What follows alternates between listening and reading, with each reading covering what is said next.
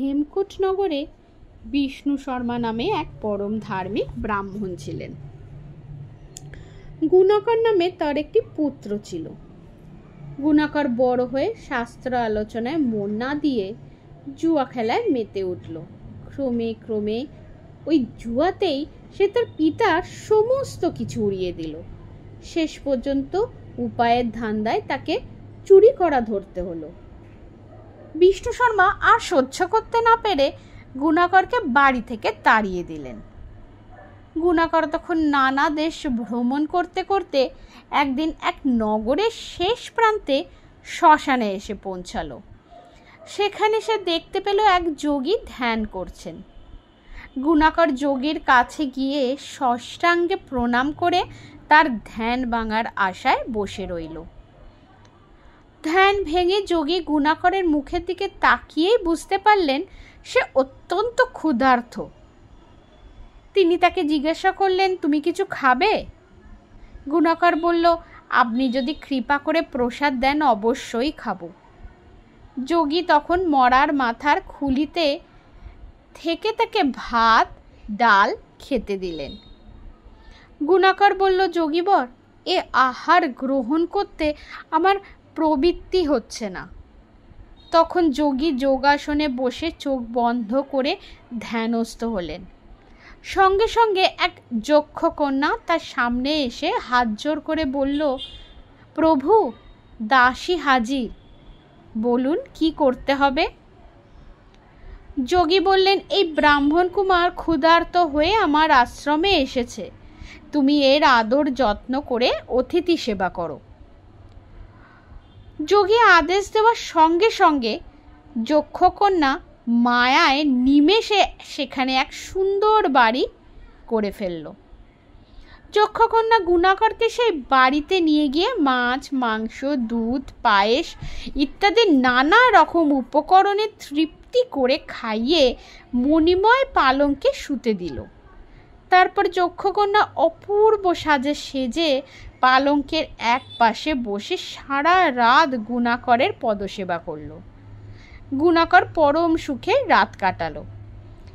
সকালে ঘুম ভাঙতেই যক্ষকন্যা যা যা করেছিল তার চিহ্ন মাত্র না দেখতে পেয়ে গুণাকর বিমর্ষভাবে যোগীকে এসে বলল, যোগীবর, আপনার কৃপায় কাল রাত খুব সুখে কাটিয়েছি, কিন্তু সকাল হতেই সে গান্ধর্ব কন্যা চলে গেছে এবং সে যে সুন্দর বাড়িটি তৈরি করেছিল তাও তো অদৃশ্য। যোগী বললেন, বৎস, যোগ বিদ্যার জোরেই যক্ষকন্যা এসেছিল। যোগে যে সিদ্ধ হয় গান্ধর্ব কন্যা চিরকাল তার আদেশ শোনে। গুণাকর হাত জোর করে বলল, যোগীবর, আপনি যদি কৃপা করে উপদেশ দেন আমায়, তবে আমিও যোগ সাধনা করি। গুণাকরের বিনয়ে সন্তুষ্ট হয়ে যোগী তাকে এক মন্ত্রের উপদেশ দিয়ে বললেন, 40 দিন মাঝ রাতে গলা পর্যন্ত জলে ডুবিয়ে একাগ্র মনে এই মন্ত্র জপ করবে।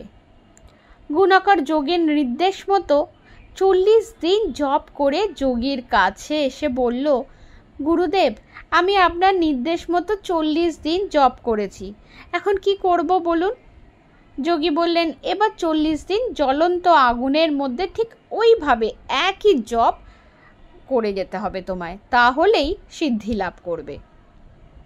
তখন গুণাকর বলল, যোগীবর, বহু দিন হলো বাড়ি ছেড়ে এসেছি, বাবা মাকে দেখার জন্য মন খুবই ব্যাকুল হয়ে পড়েছে, অতএব আগে তাদের একবার দেখে এসে তারপর আপনার নির্দেশ মতো জপ করব। এই বলে সে যোগীর কাছ থেকে বিদায় নিয়ে বাড়ি ফিরে এলো। বহুদিন পর গুণাকরকে ফিরে আসতে দেখে তার বাপ মা কাঁদতে কাঁদতে বললেন, এতদিন তুমি কোথায় ছিলে? তোমাকে দেখতে না পেয়ে আমরা মৃতপ্রায় হয়েছি। গুণাকর বলল, আমি বহু দেশ ভ্রমণ করে শেষ পর্যন্ত পরম সৌভাগ্যে এক পরম দয়ালু যোগীর দেখা পেয়েছি, এখন তারই নির্দেশ মতো জপ তপ করছি। তোমাদের বহুদিন দেখতে না পেয়ে বড়ই ব্যাকুল হয়ে পড়েছিলাম, তাই তোমাদের দেখতে এসেছি। এবার তোমাদের কাছে চিরদিনের মতো বিদায় নিয়ে যোগ সাধনা করব। গুণাকরের কথা শুনে তার মা কান্না ভরা কণ্ঠে বললেন, বাবা, এখন মোটেই তোমার যোগ অভ্যাস করার সময় নয়। সংসারে থেকে তুমি এখন গৃহস্থ ধর্ম পালন করো, তাহলেই তুমি যোগ সাধনার ফল পাবে।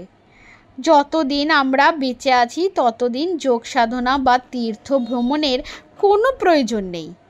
পিতা মাতাই পরম গুরু, আমাদের সেবা শুশ্রূষা করো, তাহলে তোমার পরম ধর্ম লাভ হবে। তার উপর দেখো, তুমি আমাদের একমাত্র সন্তান, আমাকে তো মা বলে ডাকবার আর দ্বিতীয় কেউ নেই। তুমি আমাদের কাছে অন্ধের লাঠির মতন একমাত্র অবলম্বন। তোমাকে ছেড়ে আমরা কিছুতেই বেঁচে থাকতে পারবো না। অতএব এখন তোমার একদম যাওয়া চলবে না। এত কথা বলার পরেও যদি তোমার যোগ সাধনা করার ইচ্ছাই প্রবল হয়, তাহলে তুমি আমাদের মৃত্যু পর্যন্ত অপেক্ষা করো। আমাদের মৃত্যুর পর তুমি তোমার ইচ্ছে মতো ধর্ম পালন করো। গুণাকর মায়ের কথা শুনে মৃদু হেসে বলল, মা, মায়ায় ভরা এই সংসার নিতান্তই তুচ্ছ। এর বন্ধনে জড়িয়ে থাকলে জন্ম জন্ম জন্মান্তরেও বাঁধনে জড়িয়ে থাকতে হয়। ভেবে দেখো না, কে কার মা, কে কার বাবা, সবই ফাঁকি। সুতরাং আর আমি মায়ার বাঁধনে জড়াতে চাই না। এই বলে গুণাকর বাবা মার পায়ে ষষ্ঠাঙ্গে প্রণাম জানিয়ে তাদের কাছ থেকে বিদায় নিল। তারপর সেই যোগীর কাছে গিয়ে তার নির্দেশ মতো 40 দিন জ্বলন্ত আগুনের মধ্যে যোগীর দেওয়া মন্ত্র জপ করল, কিন্তু তবুও সে সফল হতে পারল না। এইভাবে উপাখ্যান শেষ করে বেতাল বলল, মহারাজ, ব্রাহ্মণ কুমার সাধনা করেও সিদ্ধিলাভ করতে পারল না কেন? বিক্রমাদিত্য বললেন, মনকে একাগ্র করতে না পারলে সিদ্ধিলাভ করতে পারা যায় না। ব্রাহ্মণ কুমার সাধনা করলেও তার নিষ্ঠার অভাব ছিল। বেতাল বলল, যে লোক সিদ্ধিলাভ করার জন্য এত কষ্ট স্বীকার করল, তার মন একাগ্র হয়নি, এ প্রমাণ কি? বিক্রমাদিত্য বললেন, ব্রাহ্মণ কুমার যদি মনকে সাধনার একাগ্র করতে পারত, তাহলে সাধনার মাঝখানে বাপ মাকে দেখার জন্য ব্যাকুল হয়ে তাদের সঙ্গে দেখা করতে যেত না, আর সেই কারণেই সে সিদ্ধি লাভ করতে পারল না। আমার গল্পটি শেষ হলো। নমস্কার।